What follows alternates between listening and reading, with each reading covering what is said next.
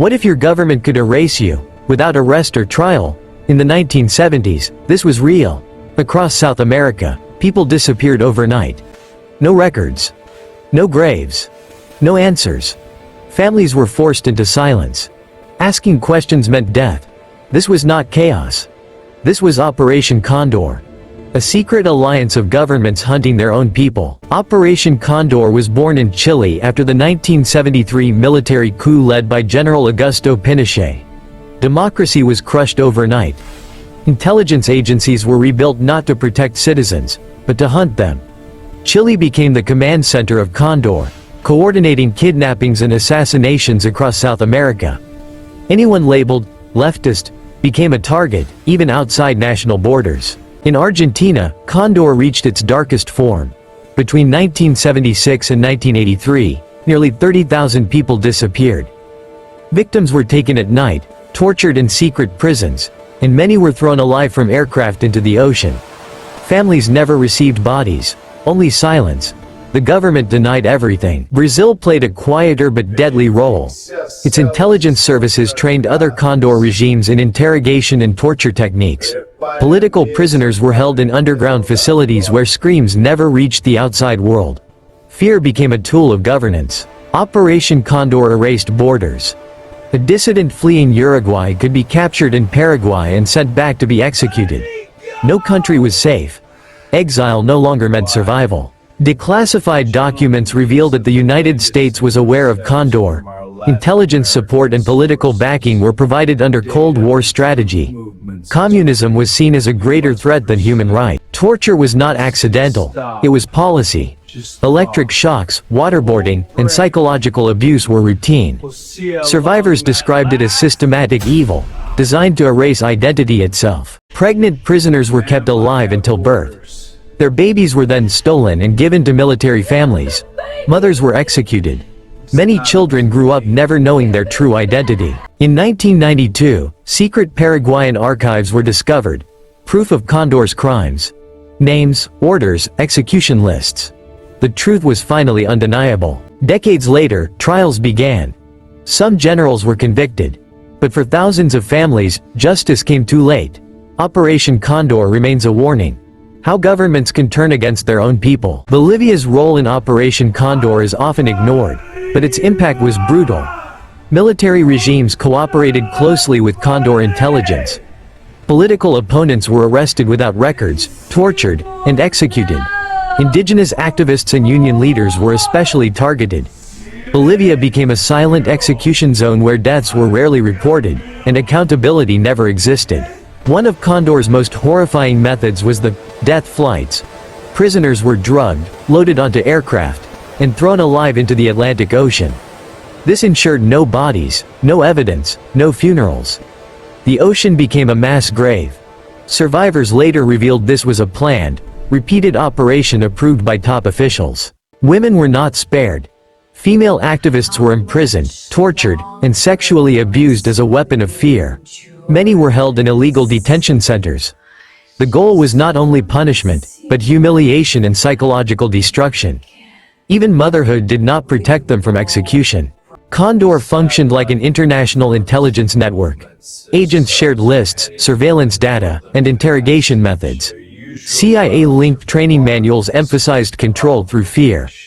What made Condor unique was its efficiency, terror organized like a corporation. In 1976, Condor crossed a shocking line. A Chilean diplomat, Orlando Letelier, was assassinated in Washington, D.C. by a car bomb. This proved Condor was willing to kill even on American soil. The operation was no longer regional, it was global. Media was controlled through fear. Journalists who investigated disappearances were threatened or killed. Newspapers were censored. Television repeated government lies. Truth became dangerous, and silence became survival. Decades later, many adults discovered they were stolen children of Condor victims. DNA testing exposed the truth. Families were reunited, but the psychological damage was permanent. Identity itself had been stolen. Anyone who resisted paid a heavy price. Protesters were labeled terrorists. Even peaceful opposition was treated as a crime. The message was clear: obedience or death. Although trials began, many criminals escaped punishment. Some died before sentencing. Survivors testified, but full justice remained impossible. Courts could not return the dead. Operation Condor is not just history, it is a warning. When fear replaces law, and power replaces humanity, darkness returns. The lesson is clear: silence allows evil to grow. Operation Condor was not chaos, it was organized fear. Governments designed terror as a system. Arrests followed patterns. Torture followed manuals. Death followed silence. In Chile, Argentina, and Brazil, the population learned to self-censor. Neighbors stopped talking. Families stopped asking questions. Fear became more powerful than soldiers. This is how authoritarian systems survive, not by strength, but by terror embedded into daily life. Despite terror, some civilians resisted.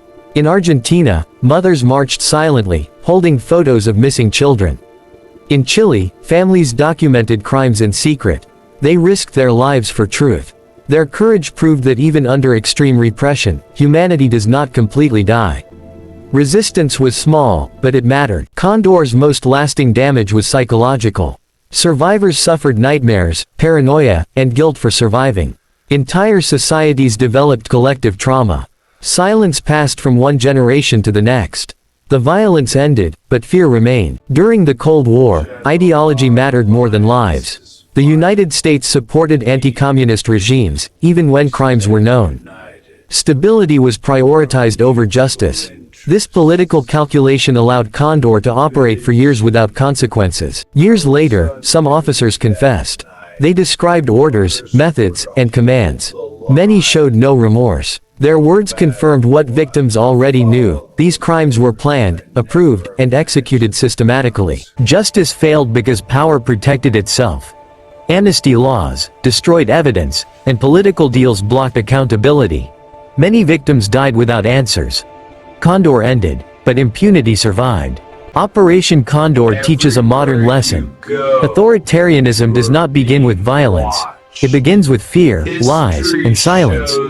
When society accepts small injustices, large crimes follow. Survivors continue to speak, not for revenge, but for memory. They want the world to remember what happens when power goes unchecked. Their voices are the final evidence against silence. History does not repeat exactly, but it rhymes. Surveillance, repression, and propaganda still exist. Condor's shadow remains wherever fear replaces freedom. Operation Condor proves one truth: evil succeeds when good people are silent.